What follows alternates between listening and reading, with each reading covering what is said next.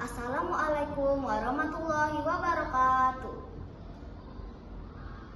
Selamat pagi guru-guru, teman-teman, dan dewan juri. Perkenalkan, nama saya Kailila Aldalina Dinaya. Saya bersekolah di SDIT Alfa Cibinong. Pada kesempatan ini, saya akan menceritakan tentang seorang anak dan pohon pengetahuan. Cerita ini dikarang oleh seseorang yang tidak diketahui namanya, tetapi cerita ini ada di situs Ibu dan Balita Primadrop. Ceritanya menarik loh, semoga cerita ini bermanfaat untuk kita semua ya. Begini ceritanya. Pada suatu waktu, ada seorang anak bernama Mogu. Ia berusia 7 tahun. Mogu hidupnya sebatang kara. Kerjaan ia adalah berladang dan mencari kayu bakar di hutan. Mogu hobinya membaca loh, semua buku habis dia baca. Suatu hari, Mogu tersesat di hutan. Hari mulai gelap. Mogu pun berniat untuk bermalam di hutan itu.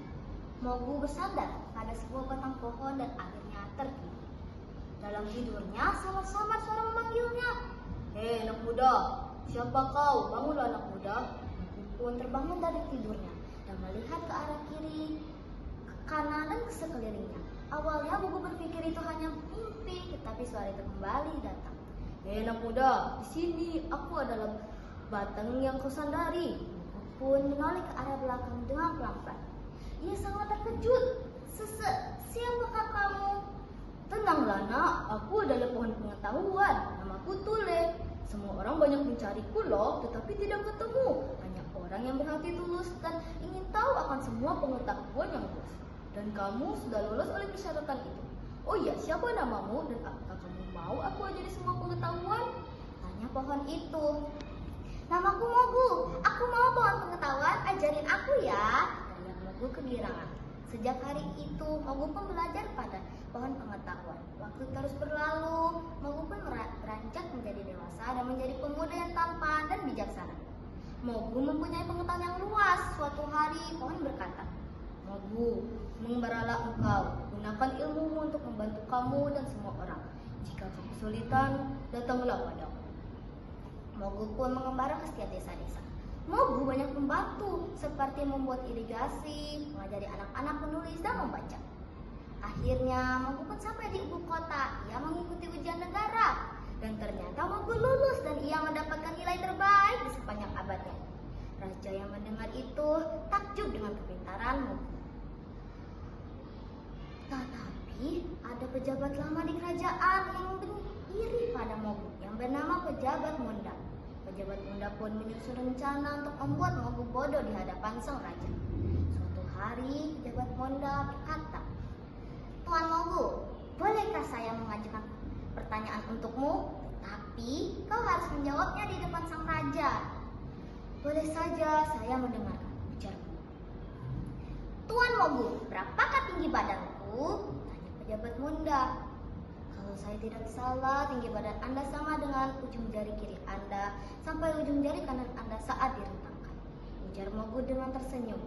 Sang raja dan pejabat Monda tidak percaya. Mereka pun menyuruh seseorang untuk mengukur tinggi badan Pejabat Monda. Ternyata jawaban Mogu benar. Sang raja semakin takjub.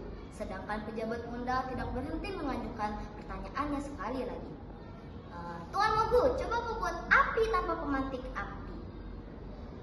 Perlahan, Mogu mengeluarkan kaca cembung dan mengumpulkan setumpuk daun teh. Ia membuat api dengan dipantul-pantulkannya ke sinar matahari. Tak lama kemudian, setumpuk daun kering itu terbakar.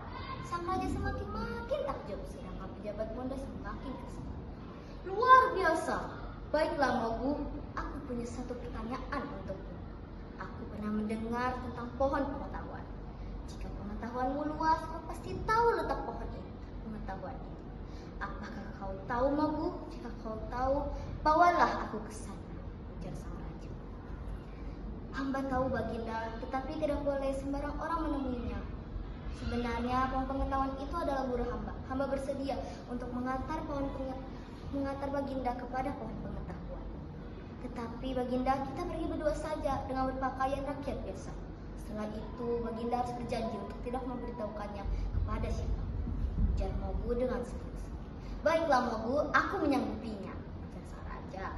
Mereka pun menempuh perjalanan yang sangat jauh. Setelah itu mereka sampai. Salam Baginda Raja, ada perlu apa Baginda Raja menemui hamba? Salam pohon dengan tenang.